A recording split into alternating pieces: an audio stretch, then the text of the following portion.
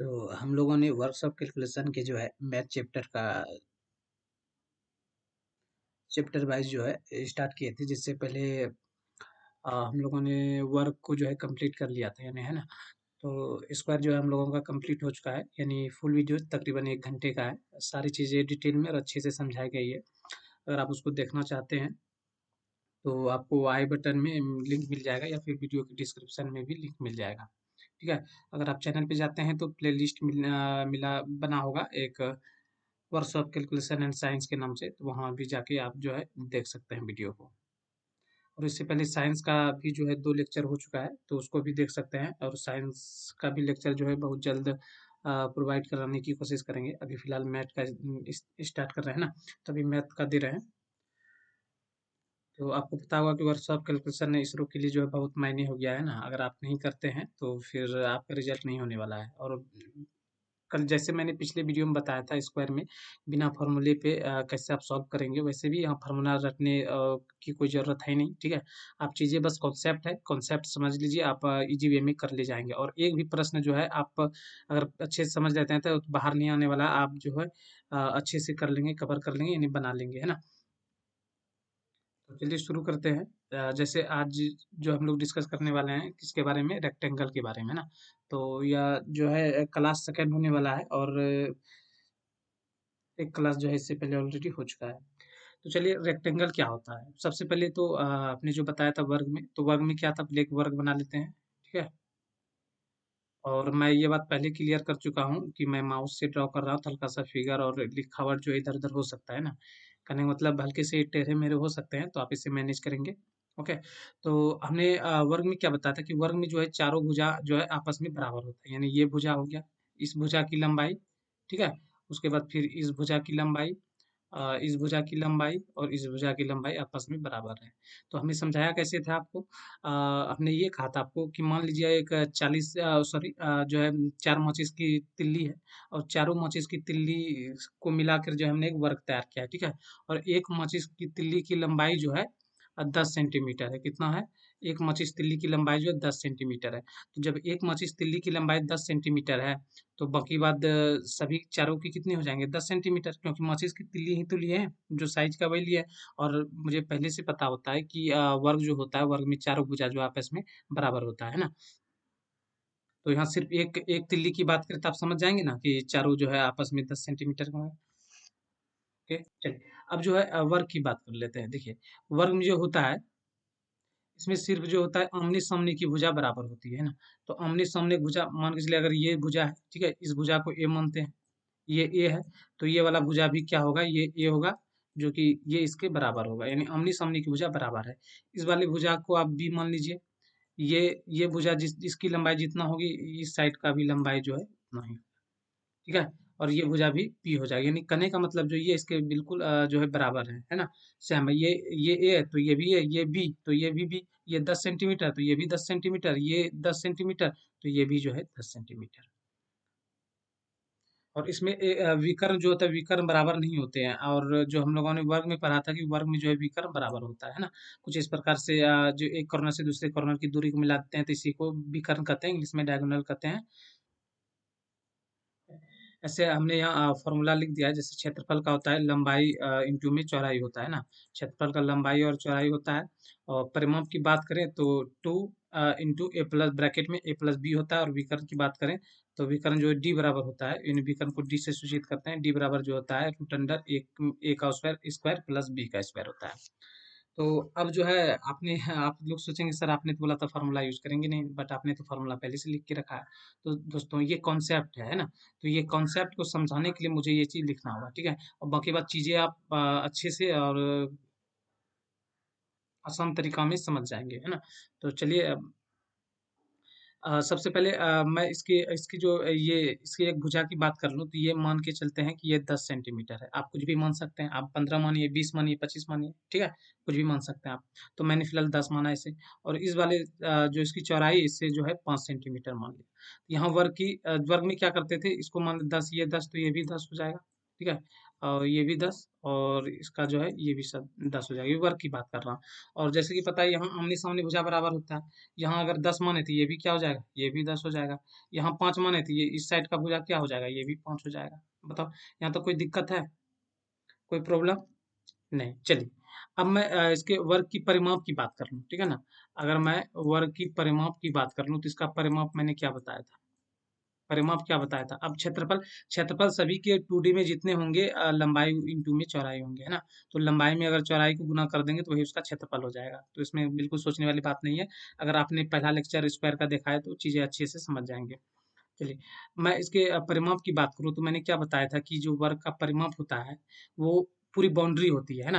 पूरी बाउंड्री जैसे मान के चलिए एक 10 सेंटीमीटर की माचिस की तीली ली और 4-10 माचिस 10 सेंटीमीटर जो है माचिस की तीली ली और उससे मैंने एक वर्ग का निर्माण किया। तो मैं पीछे इसकी जो पेरीमीटर है, इसकी जो पूरी बाउंड्री है, परिमाप मतलब क्या? परिमाप मतलब होता है कि पूरे की माप, है ना? तो परिमाप मतलब जो पूरे की माप, तो इसकी पूरे की माप क्या हो जाए? मैंने बोला एक एक एक जो है माचिस के लिए 10 सेंटीमीटर का है तो 4 गो माचिस तिल्ली मिला के कितना हो जाए? आप कहेंगे सर 40 हो जाएगा। हो जाएगा कि नहीं हो जाएगा? मैंने बताया था कि नहीं? अगर आपने पिछले लेक्चर नहीं देखा है तो आप जाके ज़रूर देखिए। 40 हो जाएगा, है ना? तो इसी को इसमें इसको जो है इसको ए से सूचित करते हैं। जब इसको ए से सूचित करते हैं, बाकी भुजा तो इसके समान है भाई, इसको भी ए से सूचित कर देते थे। इसको भी ए सूचित करेंगे, इसको भी ए सूचित करेंगे, है ना? तो परिमाप इसके जो बेसिक जो फ़ॉर्मूले होते हैं, जो कॉन्सेप्ट होते हैं, वो क्या होता है 4 इंटू में भुजा, है ना? 4 इंटू में भुजा। अगर मैं 4 में भुजा कितना दिया गया है 10, 10 की मल्टीप्लाई कर दूँ, तो यहाँ निकल के कितना आ जाता है? 40 निकल के आता है। अरे ये चीज़ मैंने 10, 10, 20, 10, 30, 10, 40 जोड़ के बता दिया। तो देखिए चीज़ें वही है ना? हल्का-सा बस यही इसी को कॉन्सेप्ट का नाम दिया गया। आप तो ईज़ी वे में समझें, तो परिमाप क्या होता है किसी जो है किसी की बाउंड्री होती है, पूरी बाउंड्री को जितने मतलब इसमें जितने माचिस की तीली मिल के बने हैं, सबकी लंबाई ऐड कर दो, तो वही तो परिमाप निकल के आएगा। बताओ कोई दिक्कत है इसमें? चलिए, अब तो ये हो गई वर्ग की। अब जो है आयत की बात करें, आयत का परिमाप क्या होगा? तो आयत में भी दोस्तों वही होगा, बिल्कुल कोई चेंज में कोई यहाँ जो है अंतर नहीं करने वाला हूँ। जो चीज़ आपने स्क्वायर वर्ग में पढ़ा था वही चीज़ सेम चीज़। यहाँ भी अगर मैं इसकी परिमाप की बात करूँ, है ना? इसकी परिमाप की बात करूँ, परिमाप कितना हो जाएगा? आप ऐड कर लीजिए 10, ये 5 15 और ये फिर 10 कितना 25 और ये 5 30। तो यहाँ जो परिमाप पी से मैं सूचित कर रहा हूँ अभी इससे फिलहाल, परिमाप जो निकल के आ रहा है कितना आ रहा है? 30 आ रहा है। आप यहाँ फॉर्मूले देख लीजिए, फॉर्मूले परिमाप मतलब 2 इंटू में ए प्लस बी, है ना? इस प्रकार से है 2 में ए और प्लस बी, इस प्रकार से आप इससे सॉल्व कीजिए। 10 ए का 10 और बी 15, तो टोटल 2 इंटू आप 15 करेंगे तो कितना निकल के आ रहा है? आप कहेंगे सर ये भी तो 30 निकल के आ रहा है। तो जी हाँ दोस्तों, बिल्कुल सेम है, कोई चीज़ अलग चीज़ नहीं है। आप अगर आप बाउंड्री को ऐड कर लीजिए या फिर फॉर्मूले से निकाल लीजिए। आप कहेंगे सर ये फॉर्मूला आया कहाँ से? कैसे आया? तो देखिए कोई चीज़ नहीं है, कॉन्सेप्ट है, आप इसको समझेंगे तो चलिए हल्का सा इसे इरेज कर लेता हूँ मैं, है ना? अब देखिए आप परिमाप की कॉन्सेप्ट को समझ लीजिए, है ना? कि परिमाप कैसे आया। चलिए, अब देखिए ये एक है, पर पूरी बाउंड्री को ऐड करेंगे, परिमाप मतलब क्या? पूरी की माप। एक ए ये और एक ये, कितना हुआ? 2a हुआ, 2a हो गया ना? बिल्कुल। अब बी, एक बी ये, एक बी ये, कितना हुआ? 2b। इसी परिमाप मतलब क्या? पूरी बाउंड्री को जितना इसका बाउंड्री है, इसी को तो ऐड करेंगे। अब मैंने ऐड कर दिया। अब बताओ इससे कुछ कॉमन आ रहा है क्या? कुछ कॉमन आ रहा है क्या? बिल्कुल, 2 कॉमन आ जाएगा। 2 जब कॉमन आ जाएगा तो बचेगा क्या? a प्लस में b। यही तो परिमाप का कॉन्सेप्ट यहाँ लिखाया गया है। बताओ, यही कॉन्सेप्ट है कि नहीं? चलिए, अभी बहुत जो है आप लोग को मज़ा आने वाला है जब हम लोग सवाल सॉल्व करेंगे, बहुत ईज़ी वे में और बहुत हल्के में सॉल्व करेंगे, है ना? तो अभी चलिए फिलहाल देख लीजिए परिमाप का कॉन्सेप्ट समझ में आ गया। मैंने ऐसे बताया, आप सिंपली बाउंड्री को ऐड भी कर सकते हैं। अगर आपको जो है लंबाई और चौड़ाई पता चल जाए तो आप जो है सिंपली ऐड कर लेंगे या फिर आप यहाँ परिमाप पर याद रखेंगे 2 प्लस में a प्लस b। अगर मैं इसलिए आपको ये चीज़ बता रहा हूँ कि अगर आप फॉर्मूले भूल भी जाते हैं, अगर आपको याद नहीं भी रहता है, तो अगर आपका कॉन्सेप्ट क्लियर है तो आप यहाँ से निकाल लेंगे, बिल्कुल निकाल लेंगे, कोई दिक्कत है? नहीं। चलिए, हल्का सा मैं इसे इरेज़ कर लेता हूँ, ठीक है? तब क्लियर आएगा। अब अपन बात कर लेते हैं इसके विकर्ण के बारे में, है ना? इसके विकर्ण के बारे में। अब विकर्ण बराबर इसका जो फ़ॉर्मूला था ये विकर्ण या डी डायगोनल बोलते हैं कि रूट अंडर में a का स्क्वायर प्लस b का स्क्वायर, ठीक है? अब इसे समझना है कि ये कैसे है। सबसे पहले वर्ग की बात कर रहे थे, वर्ग में विकर्ण जो है निकालने का क्या बताया था कॉन्सेप्ट। देखिए मान के चलिए इसे इस प्रकार से कुछ लकीर खींच दें, हल्का सा टेढ़ा हो रहा है, मैनेज करेंगे। तो कुछ इस प्रकार से देखिए ट्रायंगल बन के निकल रहा है, कुछ इस प्रकार से ये वाला निकल रहा है। तो देखिए यहाँ जो इसका लंब जो है कितना पता चल रहा है हम लोगों को कि 10 सेंटीमीटर है। चीज़ें मैंने बहुत अच्छे से समझाया है स्क्वायर में, आप स्क्वायर जाके पहले वो वाला वीडियो देखिए। अगर आप ये पहली बार ये वाला वीडियो देख रहे हैं तब समझ में आएगा, है ना? और ये आधार दिया गया कितना है, 10 सेंटीमीटर। अब बताओ कि इसमें जो है पाइथागोरस प्रमेय लगेगा कि नहीं लगेगा? ये मान के ये कितना, ये लंब का स्क्वायर, ये लंब का स्क्वायर, और प्लस ये कितना, ये इसे मान लेते हैं आधार का स्क्वायर, और बराबर में क्या हो जाता है, कर्म का स्क्वायर। बताओ ये वाला कॉन्सेप्ट आप लोग जानते हैं कि नहीं जानते हैं? चलिए, अब इसे लंब कितना है, 10 है, स्क्वायर करेंगे कितना हो जाएगा, 100। आधार कितना है, 10 है, स्क्वायर होगा कितना हो जाएगा, 100। बराबर में क्या हो जाएगा, के पे स्क्वायर हो जाएगा कि नहीं हो जाएगा। अब टोटल इसको इधर लिख लेते हैं, के स्क्वायर बराबर कितना हो जाएगा, 200 हो जाएगा ना। अब फिर के बराबर कितना हो जाएगा, रूट अंडर 200।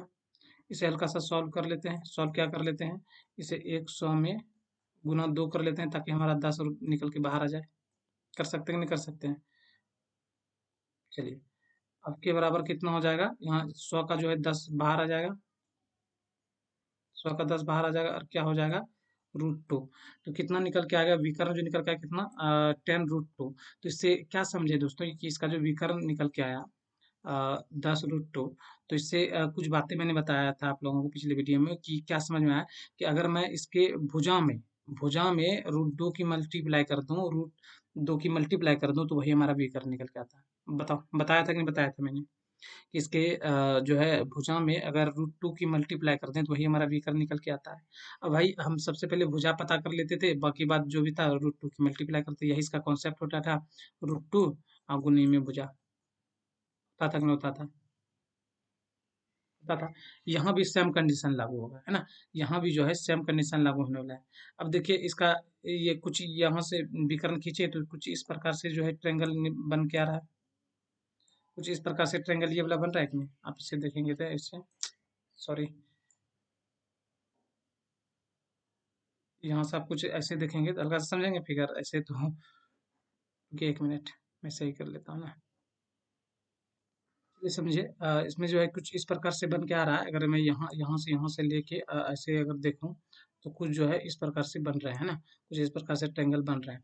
अब यहाँ इसका जो है लंब दिया गया है, ये कितना है, 5 दिया गया। उसके बाद फिर जो है इसके नीचे देखिए यहाँ आधार दिया गया है, 10 दिया गया है, ठीक है। सेम, अब सेम चीज कॉन्सेप्ट लगा देंगे जो यहाँ लगाए थे। क्या हो जाएगा, लंब लंब का स्क्वायर कितना हो जाएगा, 25, 5 में है 25, और प्लस में जो है फिर यहाँ जो है आधार का स्क्वायर कितना हो जाएगा, ये हो जाएगा आपका 100 हो जाएगा, और बराबर में जो है के का स्क्वायर हो जाएगा, है ना। अब फिर इसको जो है के बराबर में लिख लेंगे ऐसे, के स्क्वायर बराबर में लिख लेंगे कितना हो जाएगा, ये 125 हो जाएगा। 100 और प्लस 25 कितना हो जाएगा, 125 आएगा। और के बराबर क्या हो जाएगा, ये रूट के अंदर में जो है हो जाएगा आपका 125, है ना। अब इसे जो है हल्का सा छोटा कर लेते हैं, तो इसे 25 इंटू में 5 कर देते हैं, है ना। यहाँ से कर देते हैं तो यहाँ से क्या हो जाएगा, यहाँ से जो है के बराबर लिख लेते हैं। के बराबर यहाँ से जो है 25 का क्या हो जाएगा, 5 बाहर आ जाएगा, और क्या होगा, √5, ठीक है। ये हो जाएगा ना। तो यह हमारा क्या निकल के आता है, यह हमारा विकर्ण निकल के आता है, ठीक है। तो आयत का जो रेक्टेंगल का जो विकर्ण है यह निकल के आ जाता है। और यही चीज जो है यहाँ दिया गया, यहाँ देखिए डी का स्क्वायर, ठीक है। मान के चलिए यहाँ डी, ये इसे डी डायगोनल बोल सकते हैं ना, ये जो है इसे डी बोल देंगे, डायगोनल। यही जो है डी का स्क्वायर बराबर, ठीक है, लंब का स्क्वायर यानी ए का स्क्वायर प्लस जो है फिर बी का स्क्वायर, ठीक है। यही चीज को यहाँ जो है जो विकर्ण के कॉन्सेप्ट के रूप में दिया गया है, यानी डी बराबर आप लिख सकते हैं ना, ए का स्क्वायर प्लस बी का स्क्वायर, ठीक है। तो चीजें जो है ये आसान है, ठीक है। आप कॉन्सेप्ट याद रखेंगे तो अच्छे वे, मतलब इजी वे में जो है आप इसे कर सकते हैं। तो बाकी बात इसकी जो क्षेत्रफल होता है वो लंबाई गुना चौड़ाई होता है, आप इसे नोट कर लेंगे, है ना। तो हो सके ये आपका कम में आ जाए, इसे याद कर लेंगे। बाकी बात तो कॉन्सेप्ट मैंने समझा ही दिया है ना। तो अपन चलते हैं अब जो है सवाल की ओर। चलिए, पहला नंबर का सवाल है, एक आयत की लंबाई तथा चौड़ाई क्रमशः 40 मीटर तथा 30 मीटर है। आयत का क्षेत्रफल एवं विकर्ण क्या होगा? ठीक है, विकर्ण फाइंड आउट करना है। तो मान के चलिए ये जो है कोई आयत है, इस प्रकार से हमने बना दिया। ठीक है, एक मिनट, ये आयत है ना। तो इसका इसकी क्या हुआ, लेंथ और जो है बर्थ दिया हुआ है, यानी जो है लंबाई और चौड़ाई दिया गया। लंबाई कितना दिया गया है, लंबाई जो है 40 मीटर और जो चौड़ाई वो कितना 30 मीटर दिया गया है। इसका ये विकर्ण, ये जो है ये विकर्ण क्या होगा, इसके बारे में पूछा गया कि ये क्या होगा, है ना। तो मैंने अभी कॉन्सेप्ट क्या बताया कि कॉन्सेप्ट ये बताया आपको कि डी का स्क्वायर, विकर्ण बराबर क्या होता है, डी का स्क्वायर। उसके बाद आप कर ले ए का स्क्वायर प्लस में बी का स्क्वायर, ये बताया था मैंने, बताया था कि नहीं बताया था? ओके। यहाँ क्षेत्रफल और विकर्ण दोनों पूछा गया। तो क्षेत्रफल की बात है, क्षेत्रफल किसी का क्या होता है, लंबाई गुना में चौड़ाई। हाँ, लंबाई गुने में चौड़ाई, तो 40 गुने में 30 कर देंगे तो कितना निकल के आएगा, 1200। ये हमारा क्षेत्रफल हो जाएगा। और विकर्ण का कॉन्सेप्ट ये है, तो डी डी जो होता है इसे डी इससे सूचित करते हैं, यानी डायगोनल यानी विकर्ण को। तो डी बराबर यहाँ करेंगे, रूट अंडर में आ जाएगा, स्क्वायर हटेगा भाई, रूट में आएगा ना, बिल्कुल। और उसके बाद फिर क्या हो जाएगा, 40 का स्क्वायर प्लस में बी कितना है, 30 का स्क्वायर। ठीक है, अब 40 का स्क्वायर कितना हो जाएगा, 40 का स्क्वायर हो जाएगा कितना, 1600 प्लस 30 का स्क्वायर कितना हो जाएगा, 900। और 40 और 900 सॉरी 1600 और 900 कितना निकल के आ जाएगा, 2500। ठीक है, 2500 को रूट से बाहर करेंगे तो कितना निकल के आएगा, 50। तो डी बराबर हमारा कितना निकल के आएगा, 50। तो ये चीज पूछा गया था कि क्षेत्रफल और विकर्ण क्या, क्षेत्रफल 1200 और जो विकर्ण निकल के आया है वो कितना निकल के आया है, 50 आया है। ठीक है, बताओ इसमें अब किसी को कोई दिक्कत, कोई प्रॉब्लम है, एकदम सिंपल है। ओके, अब आप पूछेंगे कि सर आपने स्क्वायर डायरेक्ट कैसे, तो दोस्तों स्क्वायर का बहुत एक शॉर्ट ट्रिक्स है। ठीक है, आप कोई भी स्क्वायर है, ठीक है, 100 के अंदर कोई भी स्क्वायर है आप इजी वे में निकाल सकते हैं। ठीक है, उसे अगर आप लोगों को स्क्वायर सीखना है तो कमेंट में बताइएगा, बता देंगे कि कैसे, इस प्रकार से कि आपने सर डायरेक्ट 2500 है, 676 है, आपने डायरेक्ट कैसे लगाया, ये 50 का स्क्वायर है ना। तो इसका बहुत सा छोटा सा शॉर्ट ट्रिक्स है। ठीक है, मैं जरूर बताऊंगा, अगर आप लोग कमेंट में पूछिएगा तो, है ना, कमेंट करिएगा। अगला 2 नंबर का प्रश्न है। 2 नंबर का प्रश्न है, एक आयत की लंबाई 15 सेंटीमीटर तथा इसका विकर्ण की लंबाई 17 सेंटीमीटर, आयत का क्षेत्रफल क्या होगा? आयत का जो है क्षेत्रफल पूछा गया है ना।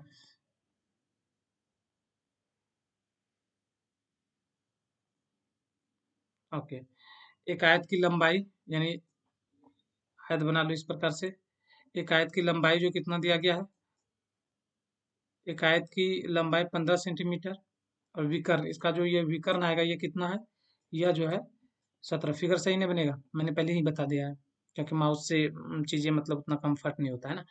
तो एक आयत की लंबाई 15 सेंटीमीटर तथा इसका विकर्ण की लंबाई जो है 17 सेंटीमीटर है ना। तो आयत का क्षेत्रफल क्या होगा? तो दोस्तों मैंने क्या बताया था कि जो चीज क्लियर रूप से दिया गया है आप उसका कॉन्सेप्ट लगा दीजिए। ठीक है, जो चीज क्लियर रूप से दिया गया है आप उसका कॉन्सेप्ट लगा दीजिए। तो यहाँ क्लियर रूप से क्या विकर्ण दिया गया है, दिया गया ना।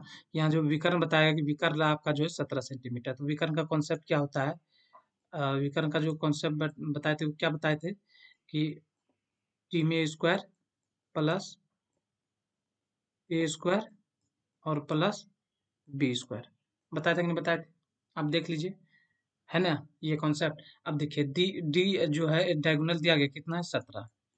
ठीक है, 17 दिया गया, 17 का स्क्वायर हो जाएगा बराबर, ए का वैल्यू फाइंड आउट, मतलब दिया गया है ए का वैल्यू कितना है, 15। 15 का स्क्वायर मैं यहाँ डायरेक्ट जो है 200 लिख सकता, 225 लिख सकता हूँ, लेकिन हो सकता है कि आप लोग चीज़ें अच्छे से ना समझें। ठीक है, स्क्वायर, उसके बाद फिर प्लस में बी बी ये फाइंड आउट करना है, बी का स्क्वायर नहीं पता है ना, तो यानी जो है बी जो है नहीं दिया गया है। अगर लंबाई, क्षेत्रफल, क्षेत्रफल पूछा है, क्षेत्रफल की क्या होता है, एक तो लंबाई, दूसरी चौड़ाई की जरूरत, चौड़ाई पता नहीं, चौड़ाई यहाँ से बी जो है फाइंड आउट करना, निकालना है ना। तो इसे सिंपली निकाल लेते हैं, तो 17 का स्क्वायर कितना हो जाएगा, 17 का स्क्वायर निकल के आएगा कितना, 289। ठीक है, 289 और 15 का यहाँ आ जाएगा 225, और फिर प्लस में हो जाएगा बी स्क्वायर। ठीक है, अब बी स्क्वायर को जो है ये साइड ले आइए आप, इधर ले आइए, उसके बाद ये जाके 289 इधर जाके 225 में क्या हो जाएगा, घट जाएगा। घटने के बाद आपका कितना निकल के आएगा, आपका आएगा 64। ठीक है, 64 अब भी बराबर करेंगे तो स्क्वायर हटाएंगे तो इस पे क्या हो जाएगा, रूट आ जाएगा। 64 पे रूट आ जाएगा और 64 को रूट से बाहर करेंगे तो कितना निकल के आ जाएगा, 8 आ जाएगा। तो बताओ अब यहाँ जो है बी बराबर कितना निकल के आ गया, 8 निकल के आ गया।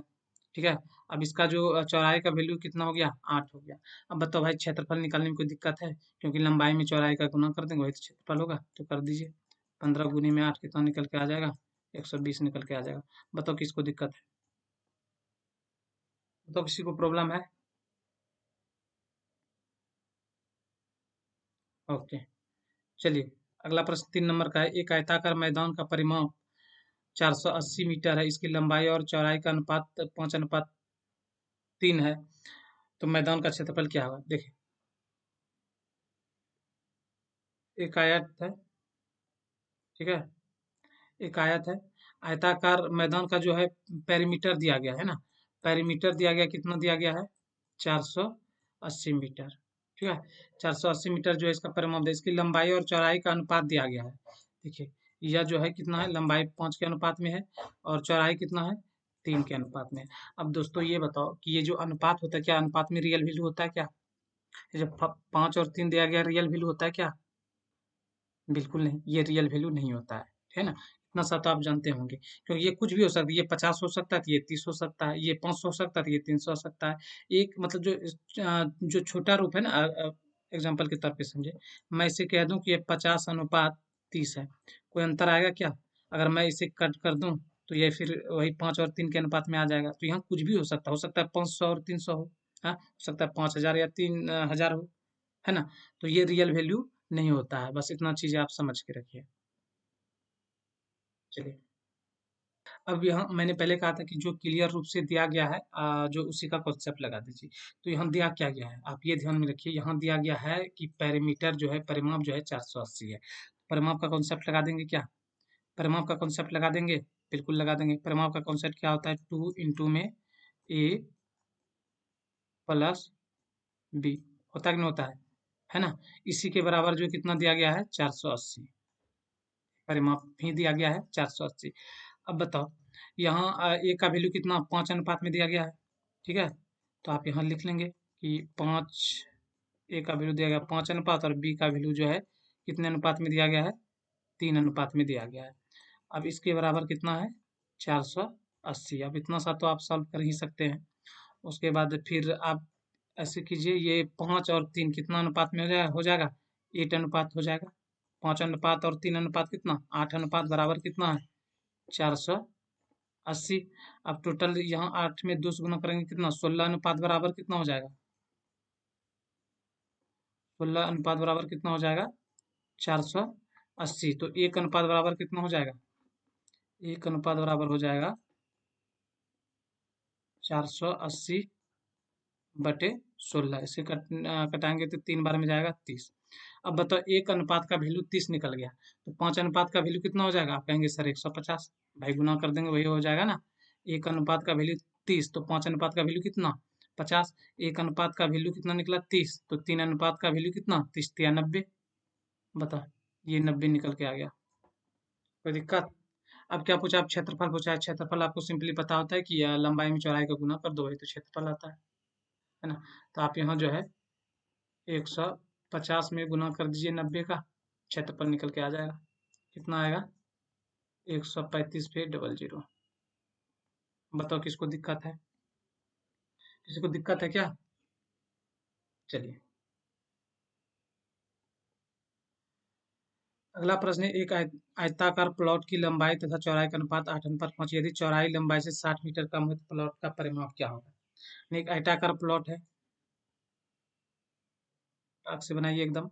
एक आयताकार प्लॉट की लंबाई और चौड़ाई का अनुपात दिया गया है, कितना अनुपात दिया गया है, ये 8 अनुपात में है और ये कितना अनुपात में है, ये 5 अनुपात में है ना।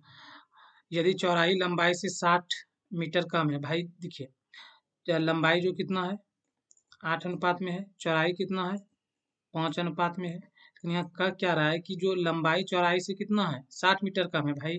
60 मीटर कम, यानी यही दोनों का अंतर कितना दिया गया है? 60। मैं अगर अनुपात में पूछूं, अनुपात में से आप कितना का अंतर है? अनुपात में 3 का अंतर है। अनुपात में 3 का अंतर है। संख्या में कितना? 60 का अंतर है।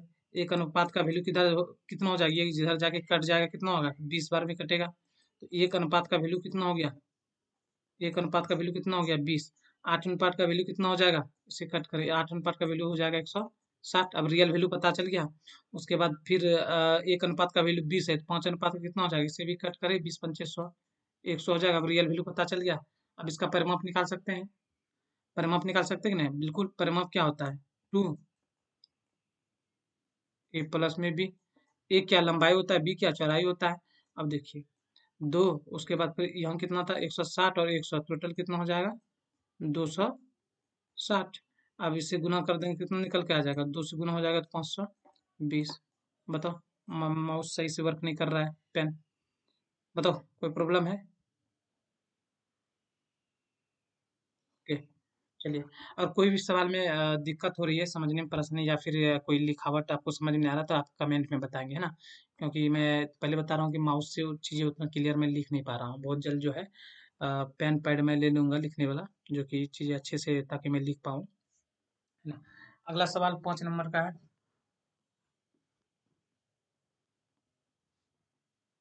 एक आयत का परिमाप बताएं जिसकी भुजा 10 सेंटीमीटर तथा विकर्ण 26 सेंटीमीटर है। ठीक है? एक आयत का परिमाप बताना है इस प्रकार से। इसका जो है विकर्ण दिया गया, इसका विकर्ण कितना है? 26 सेंटीमीटर। और इसकी, जिसकी एक भुजा कितना है? 10 सेंटीमीटर। यानी जो है परिमाप बताना। परिमाप के लिए परिमाप का फॉर्मूला क्या होता है? 2 ब्रैकेट के अंदर a प्लस बी होता है। तो सबसे पहले यहाँ जो है हमको चौड़ाई पता करना होगा। तो चौड़ाई पता करने के लिए क्या करना होगा कि जो चीज़ दिया है उसका कॉन्सेप्ट लगाते हैं। क्या दिया गया है यहाँ? यहाँ क्लियर रूप से क्या है? विकर्ण दिया गया है। विकर्ण का कॉन्सेप्ट पता है, क्या होता है? डी का स्क्वायर प्लस ए का स्क्वायर प्लस में जो होता है बी का स्क्वायर दिया गया। ठीक है? यहाँ डी यानी जो डायगोनल जो दिया गया है कितना? 26। 26 का स्क्वायर कर देते हैं। ठीक है? और उसके बाद फिर एक ए का वैल्यू पता है 10। 10 का स्क्वायर कितना हो जाएगा? 100। अब प्लस जो है कितना? बी का स्क्वायर। ठीक है? अब बताओ, अब कोई दिक्कत है यहाँ से बी निकालने में? ठीक है? बी निकालने में कोई दिक्कत है? यानी जो है चौड़ाई निकालने में कोई दिक्कत है? आप लोग निकाल के, और परिमाप का कॉन्सेप्ट तो पता ही होगा। परिमाप का कॉन्सेप्ट क्या होता है? 2 प्लस में ए और प्लस बी होता है ना? तो आप जो है इसे निकाल के बताएंगे, फाइंड आउट करके, है ना? तो इसका आंसर क्या होगा आप लोग कमेंट में करके निकाल के बताएंगे। ठीक है? तो आज जो है हल्का सा टाइम के अभाव में जो है पूरा इसे क्लियर नहीं कर पाए हैं, लेकिन अगले नेक्स्ट वीडियो में इसे क्लियर कर देंगे। ठीक है? उसके बाद जो हम लोग जो है वृत्त पढ़ेंगे, है ना? अगले चैप्टर में जो है हम लोग वृत्त का कॉन्सेप्ट लेके आएंगे और उसे क्लियर करने की कोशिश करेंगे। तो इस प्रकार से सारी चीज़ें जो है आसान और अच्छे से क्लियर कराया जाएगा। आप लोग को कहीं जाने की ज़रूरत नहीं है ना? आप लोग चीज़ें करते रहिए। पूरा मेंसुरेशन खत्म करने के बाद जो है हम लोग फिर जो है रेशियो से पूछा जाता है, रेशियो वगैरह, फ्रैक्शन वगैरह स्टार्ट करेंगे, और उसके बाद फिर जो है ट्रिक वो जो बचता है, हाइट एंड डिस्टेंस, वो सभी जो सारा चीज़ क्लियर किया जाएगा। बस आप जो है वीडियो में बने रहिए, और जो है जो पहली बार चैनल पे आए, चैनल को सब्सक्राइब जरूर कर लें। चलिए, इस वीडियो में इतना ही।